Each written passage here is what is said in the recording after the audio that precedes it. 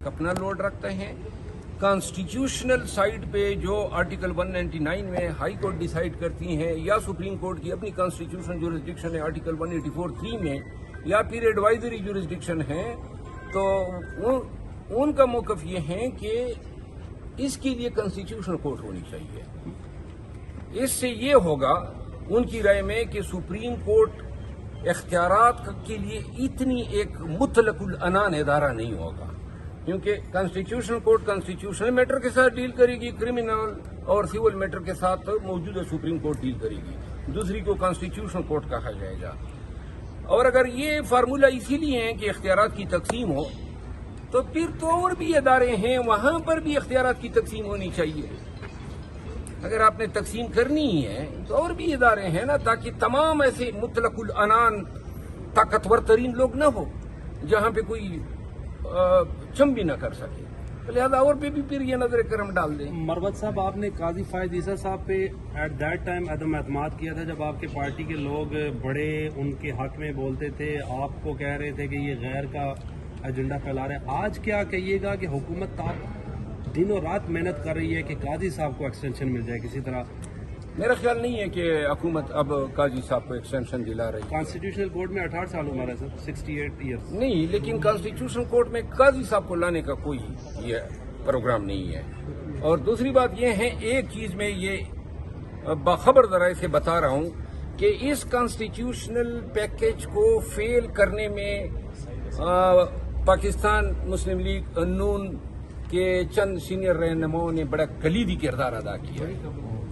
Thank you so much. ये बताइए कि मतलब साहब रजीम चेंज हुई थी तो सिंध हाउस जेरे बोर्ड था, अब पंजाब हाउस की बात की जा रही है कि तरीके इंसाफ के कुछ एमएनए थे जिन्हें वहां बैठाया हुआ है, इस पे क्या कहेंगे? इस पे मैं बात करना भूल गया।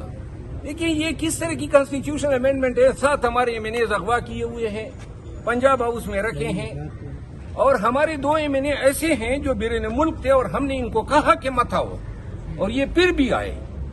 जल्दी इस पे पार्टी फैसला होगा और इनके नाम हम कौम के साथ शेयर करेंगे, उनके हल्के के लोगों को बताएंगे कि इनके मकरू चेहरे देख लो, और शायद इनमें से चंद ऐसे थे जो पहले से उनकी कमिटमेंट्स थी तो बैरून मुल्क से भी आ गए, और हमने यानी उमर अयूब खान ने 7 दिन पहले सबको कहा हुआ था इन तमाम को कि अंडरग्राउंड चले जाओ, लेकिन मेरा ख्याल है कि वालिहाना पंता लगाव था उनका कि वो आए, हमारे साथ रब्ता नहीं कर रहे हैं, लेकिन उनके गोद में बैठे हुए हैं। और ये आईनी तरमीम 3 चीजों पे अगर ये इस अंदाज में लाते तो वाइड इशू होती। नंबर 1 कि आप अज़्ब इख्तिलाफ के मेंबरान असम्बली को अगवा करके उनसे अपने मर्जी का वोट दिलवा रहे हैं, नंबर 1। नंबर 2, रिजर्व सीटें जो हमारी डिसाइड हुई हैं सुप्रीम कोर्ट में, उनमें हमारी खवातीन और माइनॉरिटीज की नुमाइंदगी नहीं है, तकरीबन 23-24 सीटें हैं,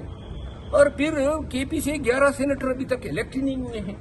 तो लिहाजा ऐवान पार्लियामान अभी तक इनकम्प्लीट है। जब तक इन तमाम तबकात को नुमाइंदगी न हो और ये अपनी नुमाइंदगी के मुताबिक आके राय दही इस्तेमाल न करें, किस किस्म की तरमीम जो है वो आप कह सकते हैं कि ये लाई गई।